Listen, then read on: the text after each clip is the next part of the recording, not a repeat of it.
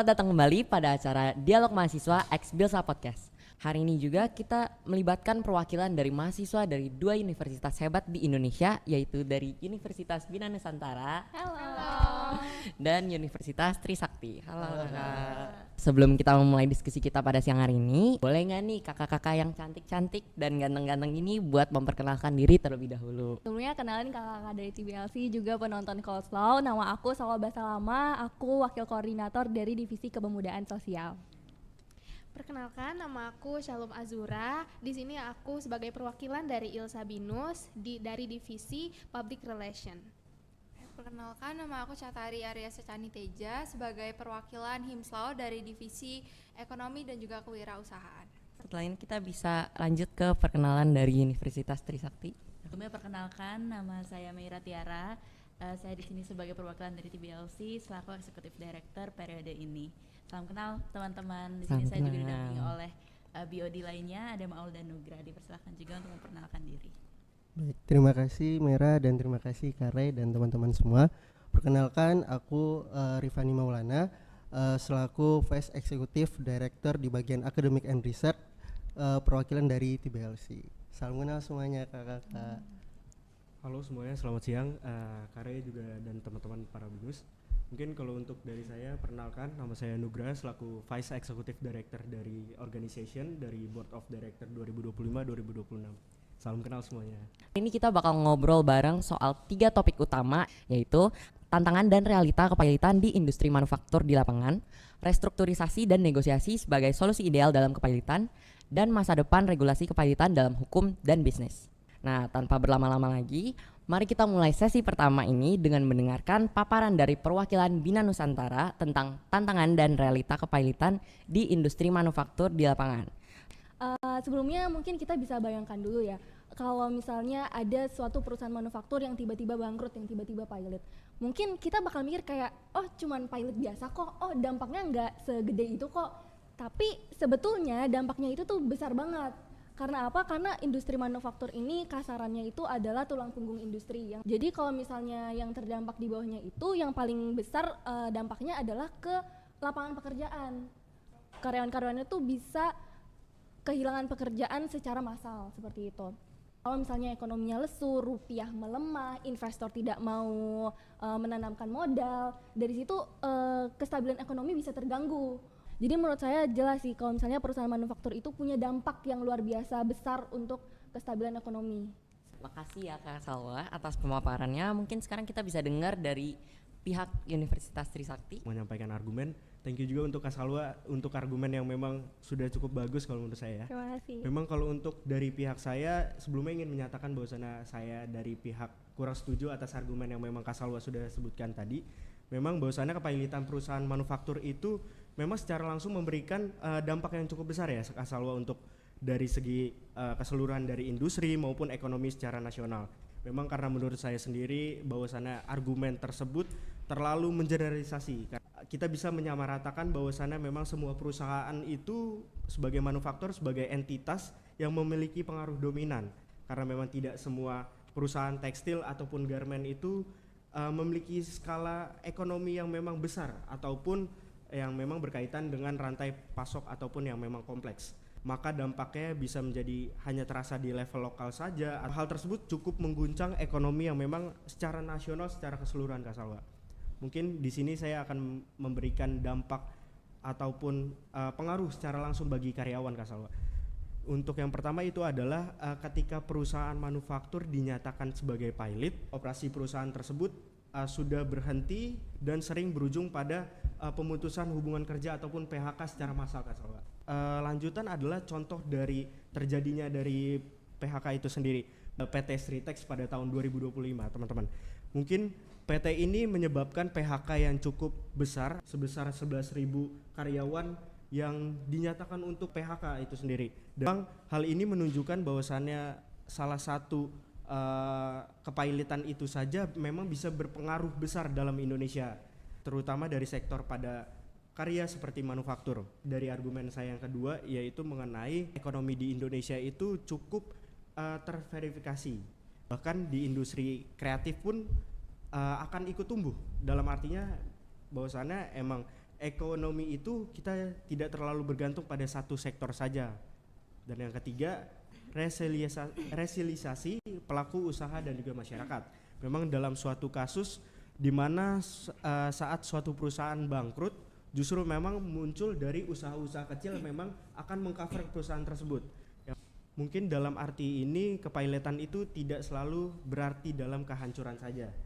Mungkin justru menjadi transisi menuju pada pola ekonomi yang memang baru dan juga lebih adaptif untuk kedepannya. Memang bahwasannya dampak kepilotan itu memang besar di Indonesia, tapi juga konteksnya, skalanya juga harus dianalisis lebih dalam, dan kita juga perlu lihat agar tidak terjadi generalisasi yang memang berlebihan untuk kedepannya. Untuk selanjutnya nih, aku mau nanya, kita kan sebagai mahasiswa hukum bisnis ya, bagaimana dengan mahasiswa hukum bisnis melihat kasus seperti yang tadi udah disebut sama Kak Nugra? Kalau kita lihat lagi nih Kak, dari sudut pandang mahasiswa hukum bisnis, itu pastinya menjalankan perusahaan, apalagi ini sudah berdiri 58 tahun ya, sangat lama gitu, itu tidak mudah gitu.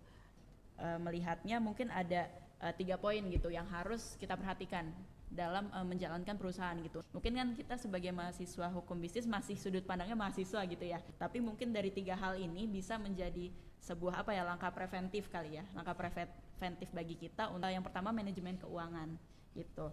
Yang kedua itu terkait dengan good corporate governance atau tata kelola perusahaan yang baik. Dan yang ketiga itu terkait dengan peran hukum dalam menyelamatkan bisnis gitu. Mungkin poin yang pertama dulu ya teman-teman, terkait dengan manajemen keuangan gitu.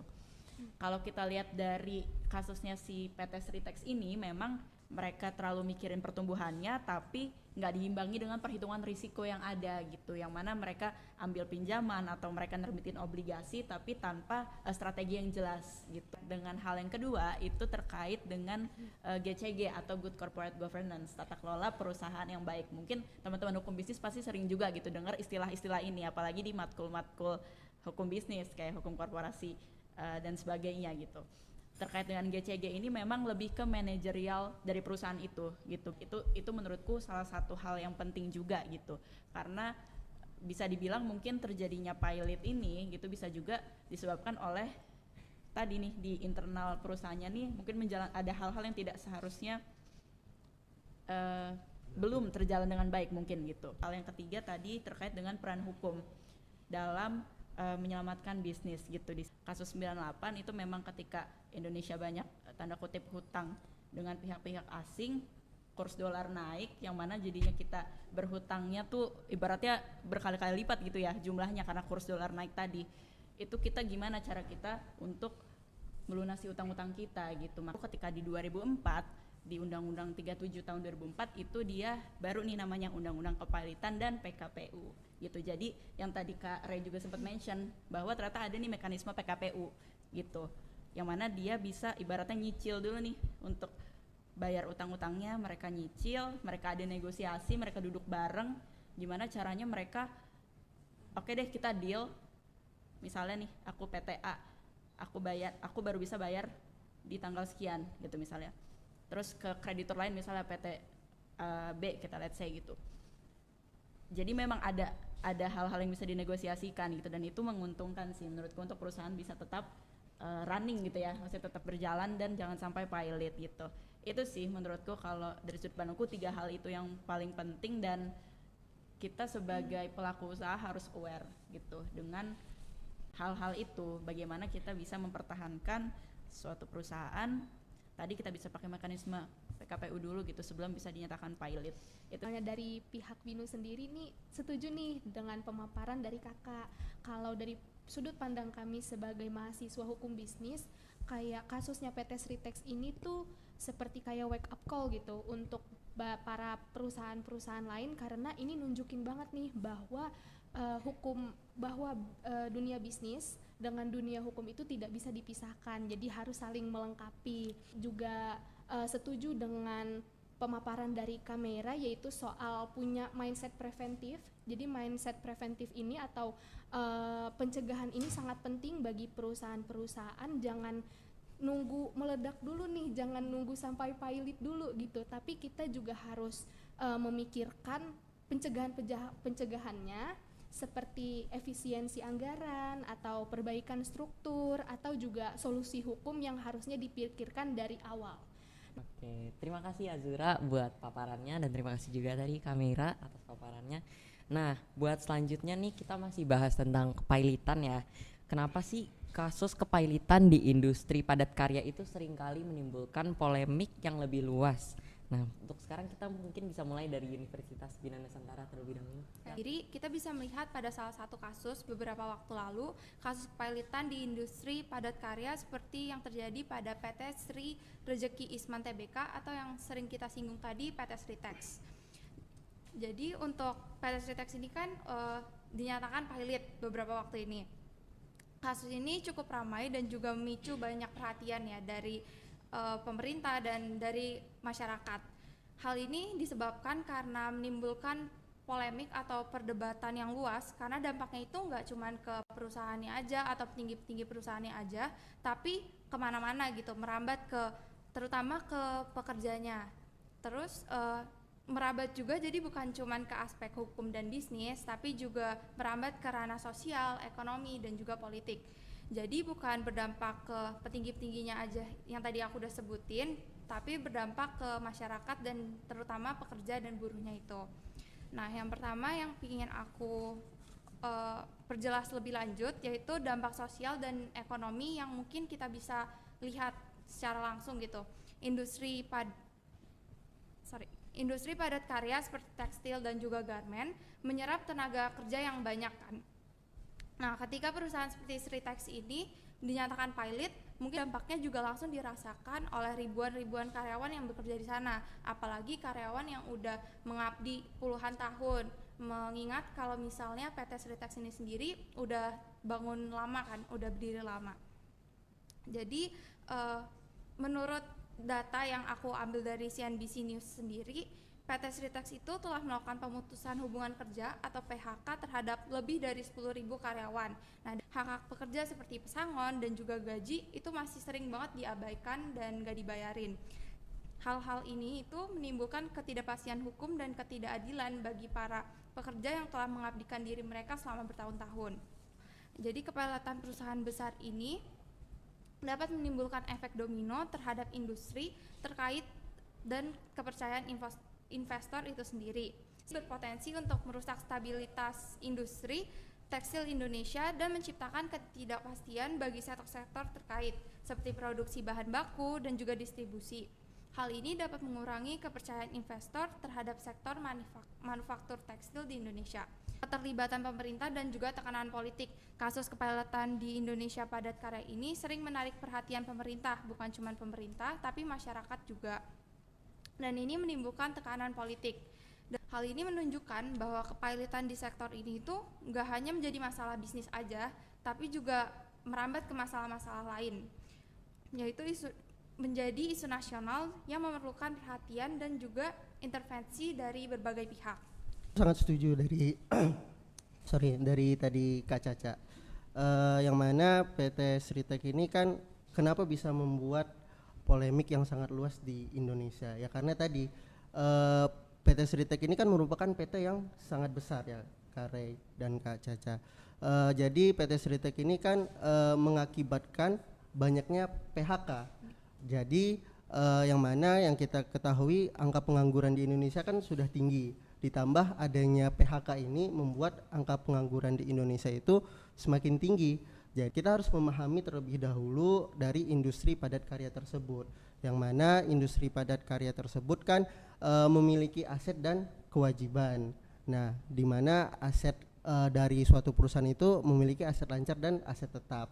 Kemudian dari aset tersebut dapatlah untuk membayarkan suatu kewajiban. Semakin banyak karyawannya, semakin banyak kewajiban yang harus dikeluarkan. Semakin besar perusahaannya, semakin banyak kewajiban yang harus dikeluarkan. Satu pertanyaan yang sering muncul adalah apakah restrukturasi utang selalu menjadi pilihan yang lebih baik dibandingkan proses kepailitan? Bagaimana? Mungkin bisa kita mulai dari pihak Bina Nusantara. Boleh. Sebelumnya kalau dari aku ya ngebahas tentang bagaimana sih restrukturasi utang itu, apakah emang selalu lebih baik daripada kepailitan itu sendiri. Menurut aku sebenarnya ya enggak juga, karena kalau misalnya ada perusahaan yang mengalami kepailitan dan harus restrukturasi itu emang kesannya lebih damai, lebih gampang gitu ya. Cuman kalau misalnya manajemennya udah jelek, terus abis itu cash flow-nya udah nggak memungkinkan, proses restrukturasi itu malah jatuhnya membuang-buang waktu. Jadi kalau kondisinya emang sudah mentok, lebih baik sekalian pilot aja gitu sih menurut aku. Sebelumnya aku setuju sih dengan pendapat Kak Salwa. Kalau emang restrukturisasi utang ini si perusahaan tersebut emang udah nggak bisa lagi mengelola perusahaannya, ya ngapain kita restrukturisasi. Tapi kalau dari aku sendiri perlu kita ingat, restrukturisasi itu kan merupakan langkah awal sebelum kepailitan. Dan yang harus kita ketahui juga, kepailitan itu adalah merupakan upaya terakhir untuk melakukan penagihan utang. Jadi kalau menurut aku, restrukturisasi itu lebih baik daripada kepailitan apabila ada itikat baik dari debitor itu untuk melunasi utangnya. Jadi kalau emang restrukturisasi itu atau PKPU hanya untuk menunda pembayaran utang atau emang tujuannya hanya untuk mengulur waktu, ya menurut aku lebih baik langsung pilot, karena itu lebih efektif, enggak buang-buang waktu dari. Baik, terima kasih Kak Maul atas opininya. Lalu mungkin untuk pertanyaan selanjutnya nih, bagaimana dengan apa saja faktor yang membuat sebuah perusahaan memilih PKPU dibanding langsung dipilotkan? Mungkin untuk sekarang kita bisa mulai dari Universitas Trisakti terlebih dahulu. Terkait dengan PKPU ini bisa dianalogikan sebagai fase untuk bernafas gitu ya. Maksudnya dalam artian perusahaan ini bernafas sebentar, dikasih waktu untuk mereka bisa melunasi hutang-hutangnya gitu. Jadi bisa aja ketika utang-utang itu lunas, ya mereka bisa berjalan lagi gitu, perusahaannya bisa bangkit lagi dan tidak dinyatakan pilot gitu. Salah satu strategi juga untuk mencari investor baru nantinya. Itu sih Kak, mungkin kalau dari aku terkait dengan kenapa pada akhirnya perusahaan ini milih PKPU dulu deh dibanding langsung pilot gitu. Itu sih Kak kalau dari aku. Terima kasih. Kasih kamera dan mungkin bisa langsung ditanggapi oleh pihak BINUS. Dari poin-poin yang sudah dijelaskan Kak Meira, kami juga setuju. Jadi memang PKPU ini bukanlah tanda akhir dari suatu perusahaan tersebut, melainkan ini justru bisa jadi titik balik dari perusahaan tersebut. Perusahaan yang sadar akan hal ini biasanya akan lebih aware nih Kak tentang kayak kekrisisan ekonominya dan akan lebih siap untuk menghadapi krisis ekonomi tersebut. Nah, melihat PKPU ini sebagai bentuk perlindungan nggak cuma buat perusahaan tapi juga untuk debitur dan kreditur, di mana PKPU ini sebenarnya adalah win-win solution untuk debitur dan juga kreditur. Yang menarik lagi nih soal strategi, mungkin kadang diremehkan padahal penting banget dalam dunia usaha, yaitu PKPU bisa jadi alat nih untuk nyiapin strategi baru nih biar bisa lebih kuat, entah itu lewat suntikan modal baru, disertifikasi usaha, atau juga restrukturisasi internal. Tapi dari aku itu sih Kak. Oke, terima kasih Azura. Nah, mungkin sekarang nih aku mau minta contoh kasus yang berhasil melakukan restrukturisasi dan tetap bertahan sampai sekarang. Mungkin kita bisa mulai dari Universitas Bina Nusantara terlebih dahulu. Kita bisa lihat dulu ke kasus di luar negeri ya, yang ikonik juga, yaitu General Motors atau bisa kita singkat dengan GM. Jadi GM ini sempat berada di kondisi ambang krisis ekonomi atau secara finansial lah. Tapi dari GM ini sendiri alih-alih memilih langkah dalam melakukan restrukturisasi ini, General Motors melakukan langkah yang drastis dan cukup berani. Yang pertama itu menjual unit bisnis yang sudah dianggap tidak produktif lagi. Yang kedua, menutup beberapa pabrik yang dianggap tidak efisien. Lalu yang ketiga, menghentikan model merek mobil yang selama ini hanya mereka anggap sebagai beban finansial. Jadi dari langkah-langkah yang aku sebutin tadi, GM ini berhasil untuk bangkit kembali dan pada akhirnya sampai saat ini tetap menjadi salah satu pemain yang dominan di industri otomotif global. Krisis dalam hal finansial itu bukan menjadi akhir, tapi bisa menjadi titik balik yang udah tadi disampaikan sama Kak Maul juga, jika ditangani dengan strategi yang tepat. Nah, Sekarang mungkin aku minta tanggapan dari kakak-kakak Universitas Trisakti. Oke, baik. Terima kasih Kak Re untuk kesempatannya. Mungkin sebelumnya terima kasih juga untuk Kak Caca dan juga Kak Zura untuk statement yang memang sudah bagus banget ya. Sebelumnya mungkin di sini saya izin untuk mention dari kasus yang sudah Kak Caca berikan. Mungkin dari kasus tersebut memang benar-benar menunjukkan bahwasannya restrukturisasi itu menjadi titik baik ataupun titik balik menuju bukan menjadi untuk titik akhir ya. Memang lalu dari kami izin menambahkan sedikit ya Kak Caca dan juga Kak Zura. Bahwasannya kami memang sepakat dengan Kak Caca dan Kak Zura, memang kunci dari keberhasilan restrukturisasi itu bukan cuma mengandalkan mengenai mengatur ulang angka-angka keuangan saja, tapi memang kita juga soal keberanian dan juga kita perlu bebenah deh apa yang memang perlu kita atur ulang, apa yang perlu kita rangkai ulang yang menjadi evaluasi kita untuk sebelumnya.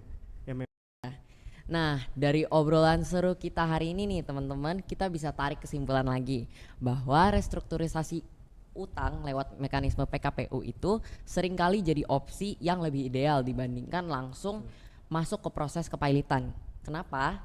Karena PKPU ini kasih kesempatan buat perusahaan untuk tetap lanjut jalan sambil nyusun rencana pembayaran yang bisa disepakati bersama sama kreditur. Jadi asetnya nggak langsung dijual semua gitu aja. Nah, emang sih PKPU ini bukan selalu solusi terbaik buat semua kasus, tapi di banyak situasi, terutama kalau perusahaannya masih punya prospek dan krediturnya masih kooperatif, ini jadi jalan tengah yang bisa menjaga keberlangsungan usaha, reputasi, dan juga nasib kreditur, terutama yang kecil-kecil kayak UMKM. Nah, seru banget ya tadi kita udah bahas gimana kasus-kasus seperti PT Sritex, GM, dan Garuda Indonesia tadi yang dibawakan oleh Universitas Bina Nusantara dan juga Universitas Trisakti. Nah, ini semoga bisa jadi pelajaran penting bukan cuma buat negara tapi juga buat dunia usaha dan hukum. Sekarang mungkin kita bisa geser dikit ke masa depan ya. Di era digital ini teknologi ini punya peran yang sangat besar termasuk dalam mencegah kebangkrutan. Kira-kira bagaimana dengan masa depan regulasi kepailitan dalam hukum dan bisnis di Indonesia? Apakah regulasi kepailitan di Indonesia ini cukup fleksibel untuk menghadapi dinamika bisnis modern? Nah, sekarang kita geser sedikit ke masa depan. Di era digital ini, teknologi punya peran besar termasuk dalam mencegah kebangkrutan. Kalau menurut saya belum sepenuhnya ya. Karena memang kita katakan bahwasannya memang Indonesia saat ini sudah memiliki dasar hukum seperti Undang-Undang Kepailitan Nomor 37 Tahun 2004 ataupun PKPU yang menjadi acuan utama. Tapi memang secara realitanya ataupun realistisnya di dunia usaha ini perkembangannya itu justru sangat cepat dan memang apalagi adanya digitalisasi yang memang terus berkembang dan terus modern untuk meningkat di Indonesia ya. Dan sayangnya untuk regulasi tersebut justru malah tertinggal di situ-situ aja karena dan tidak mengikuti perkembangan zaman dan tidak dapat dikatakan tanda kutip sebagai fleksibel untuk mengikuti perkembangan zaman ya. Proses PKPU ataupun kepailitan masih terkesan kaku dan juga birokratis. Berpendapat bahwasannya sistem ini kurang responsif dan juga kurang peka terhadap kebutuhan yang memang mereka butuhkan untuk saat ini. Lagi juga kalau misalnya bahas soal akses dari informasi dan juga transparansi dalam real life-nya itu teman-teman bahkan dalam prakteknya itu proses verifikasi tagihan sampai dengan penyusunan rencana pembayaran itu kadang memang masih kurang terbuka ataupun memang masih menimbulkan ketidakpercayaan antara pihak-pihak yang memang terlibat pada saat itu. Perlu ada perubahan yang memang bermakna untuk di dunia perusahaan itu sendiri. Jadi bukan cuma untuk dari sistem tertulis aja, tapi juga bagaimana aturan ini dijalankan di realita untuk di lapangannya. Oke, terima kasih Kak Nugra atas tanggapannya. Mungkin sekarang kita mau dengar tanggapan dari pihak Bina Nusantara. Aku juga cukup sepakat gitu dari regulasi kepailitan ini memang belum sepenuhnya mengikuti ritme, belum sejalan dengan bisnis modern pada saat ini. Nah itu tuh nggak selalu cocok sama regulasi kepailitan di saat ini. Proses hukum itu terlalu panjang dan ribet. Harusnya lebih solutif, regulasi itu harusnya solutif dan membantu, tetapi malah jadinya membebankan gitu. Kemudian kami juga setuju dari gagasannya bahwa teknologi harus mulai dilibatkan. Mungkin itu bisa loh diadaptasi ke hukum kepailitan saat ini, karena mungkin dengan proses verifikasi tagihan yang lebih cepat atau pelaporan keuangan yang lebih akurat, juga akses informasi buat kreditor dan debitor yang lebih transparan. Oke, terima kasih Salwa atas tanggapannya. Nah, buat pertanyaan selanjutnya nih aku mau nanya, kita sebagai mahasiswa hukum bisnis, gimana sih kita sebagai mahasiswa melihat tantangan ke depan terkait aturan kepailitan? Nah, bisa mungkin kita mulai dari Universitas BINUS terlebih dahulu. Oke, baik, terima kasih kesempatannya Kak Rey. Jadi menurut kami tantangan ke depan terkait aturan kepailitan itu mungkin sekiranya ada 5. Yang pertama, bisnis ini kan sekarang berkembang banget ya, ada bisnis digital dan lain-lain. Nah, untuk bisnis digitalnya itu tantangannya adalah aset bisnis digital tersebut jadi susah untuk dideteksi dan juga dinilai karena secara nyata karena kan berbasis digital tadi. Lalu yang kedua juga kepailitan ini juga kadang disalahgunakan bukan untuk menyelesaikan suatu perkara hukum, tapi malah melawan antar bisnis gitu Kak. Lalu yang ketiga, hukum kita ini sebenarnya belum siap gitu untuk kasus-kasus perusahaan lintas negara dibuktikan dari pasal-pasal yang kurangnya mengatur atas hal tersebut. Lalu juga yang keempat, kreditur kecil dan juga para pekerja sering tidak menjadi prioritas dalam pembagian aset yang dimana menyebabkan hak-hak mereka tidak terpenuhi dan akhirnya mereka menjadi pihak yang dirugikan. Dan yang terakhir, proses kepailitan ini masih cenderung lama dan juga ditambah lagi soal integritas aparat hukumnya yang terkadang masih melenceng gitu ya Kak. Mungkin terkait dengan apa yang disampaikan Kak Zura tadi, kami dari TBLC juga sepakat gitu ya Kak, bahwa sebagai mahasiswa hukum bisnis gitu melihat bahwa undang-undang kepailitan dan PKPU ini memang harus ada hal-hal yang mungkin direvisi ataupun disesuaikan gitu dengan adanya tadi digitalisasi bisnis atau bisnis digital itu. Terus mungkin dia PKPU dulu yang tadi kita bahas gitu kan, ada mekanisme PKPU, dia nyicil sampai nanti lunas, tapi kan itu banyak gitu kan, krediturnya bukan cuma satu gitu. Nah, seringkali yang tadi kreditur kecil tidak diprioritaskan gitu, maksudnya malah mungkin dibayarnya nanti atau mungkin jangka waktunya lebih lama gitu. Nah, itu mungkin dari krediturnya juga ngerasa haknya kadang nggak terpenuhi secara full gitu, maksudnya terpenuhi secara mungkin harus ada regulasi lagi nih yang menguatkan biar mereka juga ngerasa haknya sama rata dengan kreditur-kreditur lain. Nah, masih berhubungan nih sama topik yang sebelumnya dan melanjutkan pertanyaannya, jika mahasiswa hukum bisnis memiliki kesempatan untuk mengusulkan perubahan regulasi, kira-kira apa sih yang bakal diusulin? Informasi hukum kepailitan ini sangat diperlukan menurut saya.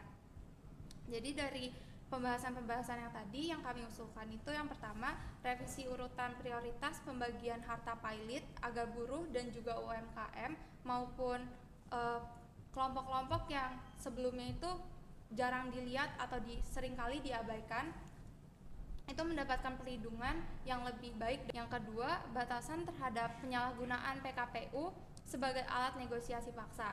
Yang ketiga, transparansi dan juga batas waktu yang tegas dalam proses PKPU dalam kepailitan agar tidak memakan waktu bertahun-tahun, agar juga tidak terjadi modus yang sebelumnya kita takuti itu terjadi. Pembaruan regulasi untuk menyesuaikan bisnis digital. Semakin berkembangnya zaman ini, bisnis-bisnis udah berkembang gitu, dari tadinya non digital sekarang udah banyak bisnis-bisnis secara digital. Perubahan regulasi di Undang-Undang Kepailitan mungkin terletak di syarat permohonan pengajuan kepailitan maupun PKPU tersebut. Jadi menurut kami, jika misalnya utangnya hanya misalnya 140 juta tapi dipailitkan, nah ini kan tidak sebanding dengan akibat hukum dari pailit tersebut. Kalau kita lihat dia UMKM menjadi debitor, yang mana utangnya misalnya hanya seberapa tapi dia dipailitkan, ini kan sangat merugikan bagi UMKM, yang mana itu mungkin bisa menjadi pendapatan utamanya tapi dipilotkan. Dan tadi Kak Caca nyebutin untuk CSR. Kalau dari kami sih sangat sepakat ya dengan CSR tersebut, jangan hanya sebagai formalitas saja, tapi harus dibuat dengan regulasi yang tegas. Dan tapi dalam hal ini bukan dari regulasi saja, tetapi harus ada kesadaran dari kita juga untuk melakukan CSR tersebut. Nah, dari hasil diskusi kita di hari ini, kita bisa menarik kesimpulan bahwa regulasi kepailitan di Indonesia ini dinilai masih memiliki sejumlah keterbatasan dalam menghadapi dinamika bisnis modern yang semakin kompleks dan cepat berubah. Mahasiswa hukum bisnis melihat bahwa tantangan utama ke depan adalah menciptakan sistem kepailitan yang lebih adaptif, transparan, dan efisien agar dapat melindungi kepentingan debitur maupun kreditur secara seimbang. Oleh karena itu, jika diberi kesempatan, mereka cenderung mengusulkan perubahan regulasi yang mencakup penyederhanaan prosedur PKPU, peningkatan akses informasi, serta penguatan mekanisme pengawasan dan mediasi agar proses kepailitan tidak lagi dianggap sebagai jalan buntu, melainkan sebagai solusi atau peluang restrukturisasi yang konstruktif bagi dunia usaha. Oke teman-teman, jadi kesimpulan dari diskusi kita pada hari ini, kepailitan tidak hanya mempengaruhi perusahaan, tapi juga dampaknya meluas ke berbagai aspek seperti sosial, ekonomi, dan teknologi. Sebagai calon praktisi hukum, kita perlu memahami bahwa regulasi dan perkembangan teknologi yang akan mempengaruhi cara kita menangani kasus kepailitan di masa depan. Atas perhatian penonton YouTube Coleslaw yang sudah mengikuti sampai akhir diskusi kita pada hari ini. Jangan lupa buat like, comment, share, and subscribe di YouTube Coleslaw ini. Dan jangan lupa buat follow Instagram coleslaw.live dan trisakti_blc. Akhir kata, semoga diskusi ini dapat memberikan wawasan dan pemahaman yang lebih buat kalian semua dalam topik ini. Terima kasih and see you guys on the next podcast. Bye-bye.